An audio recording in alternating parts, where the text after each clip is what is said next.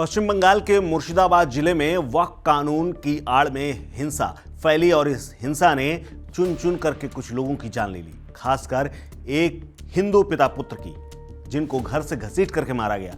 पहले पिता को मारा गया और उसके बाद जब बचाने बेटा आया तो उसको भी धारदार हथियारों से काट डाला गया। हालांकि बाद में अब हाई कोर्ट के आदेश के बाद केंद्रीय बलों ने यहां पर तैनाती ले ली है और करणी सेना के नेतृत्व में बीएसएफ चप्पे चप्पे पर शांति व्यवस्था दोबारा कायम करने के लिए काम कर रही है। लेकिन इस बीच में चर्चा इस बात की है कि आखिर क्यों हिंदुओं को यहां पर टारगेट किया गया और वो कौन लोग हैं, कौन पिता पुत्र हैं जिनकी इस हिंसा के दौरान काट करके हत्या कर दी गई है। दरअसल ये सब कुछ हुआ वक्फ संशोधन कानून को लेकर के, जिसके विरोध के नाम पर पहले प्रदर्शन हुआ और उसके बाद धीरे धीरे हिंसा बढ़ती गई।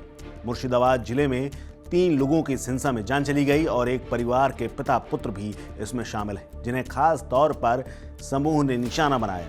उनके घर, दुकानें, गाड़ियां, यहां तक कि मंदिर तक को नहीं बख्शा और सब कुछ तोड़ करके तबाह कर दिया। इस घटनाक्रम के बीच में बीजेपी के सोशल मीडिया के चीफ अमित मालवीय ने एक बड़ी बात कही है। उन्होंने अपने एक्स पर मुर्शिदाबाद हिंसा का दिल दहला देने वाला वीडियो शेयर किया है, जिसमें पिता पुत्र की लाशें पड़ी हुई हैं। इस वीडियो को शेयर करते हुए अमित मालवीय लिखते हैं कि हरगोविंद दास, जो कि पिता थे, और उनका बेटा चंदन दास, दोनों के ये शव दिख रहे हैं जो मूर्तिकार थे और देवी देवताओं की मूर्तियां बनाते थे।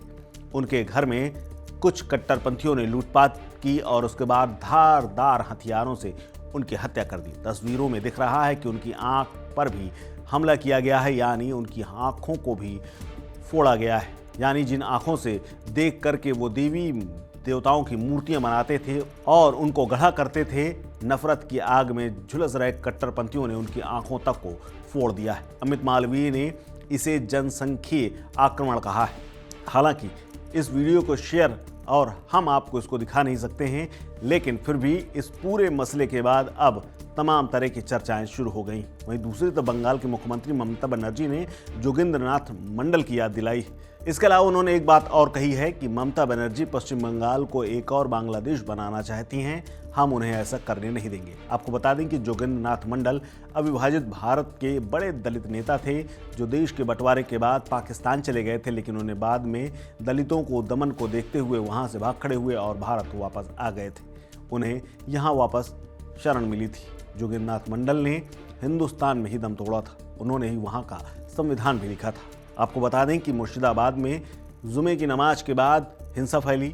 मुर्शिदाबाद के सुती और शमशेरगंज में हिंसा भड़की और इस्लामी हमलावर सड़क पर उतरे, जिसके विरोध के नाम पर रेल रोकी गई, हिंसा फैलाई गई। इसके अलावा बीडीओ ऑफिस तक में पथराव किया गया, उसको तोड़ा फोड़ा गया और तबाह कर दिया गया। अब इलाके में इंटरनेट सेवा बंद है। फिलहाल अब शांति व्यवस्था बीएसएफ के हवाले है और वो ही शांति एक बार फिर से स्थापित करने की कोशिश कर रही है। हालांकि इस दौरान आरोप लगाया गया है बीजेपी की तरफ से कि इस हिंसा के दौरान हिंदुओं को खास तौर पर निशाना बनाया गया है। ये कोई आम विरोध नहीं था, बल्कि इस्लामी भीड़ ने हिंदुओं की दुकानों और घरों को जानबूझ करके टारगेट किया गया था। खबरें वहाँ की ये बताती हैं कि हिंदुओं की दुकानों और मंदिरों पर हमला सबसे ज़्यादा किया गया और ये तस्वीरें परेशान करने वाली। सूती में एक हिंदू दंपति की मिठाई की दुकान सुबह स्मृति होटल को पूरी तरह से बर्बाद कर दिया गया। दुकान के मालिक ने रोते हुए यहाँ कहा कि यहाँ मेरी मिठाइयों की दुकान थी। उन्होंने कहा कि सब कुछ तबाह कर दिया गया है, सब कुछ लूट लिया गया है, दुकान में रखा पैसा सामान कुछ नहीं छोड़ा गया है, अब हम क्या खाएंगे। हालांकि अब इसी बीच में इस पूरी हिंसा को लेकर के राजनीति तेज हो गई है। एक तरफ जहां पश्चिम बंगाल की मुख्यमंत्री ममता बनर्जी बीजेपी और केंद्र पर हमलावर हैं, वहीं बीजेपी भी लगातार इस हिंसा के बहाने ममता बनर्जी की सरकार को घेरने में लगी हुई है। इस खबर में फिलहाल इतना ही। अपडेट्स के लिए बने रहिए वन इंडिया हिंदी के साथ। नमस्कार।